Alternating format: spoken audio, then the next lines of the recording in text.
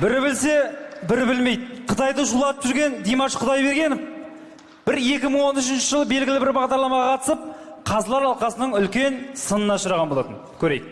Әнің бірінші рет естіп отырмын. Өтірік айтпай ақ қояйын. Өзім сен сияқты әншілерді көрсем қорқам, шыны керек. Қазір бәрі шыңқылдай бастады. Ана иегінен ал микрофон. Жаңа ғана айтып тұрмын. Димаш, ол жаңа шыңғырып айту өнер емес, негізінде. Шыңғырып айту өнер емес, негізінде.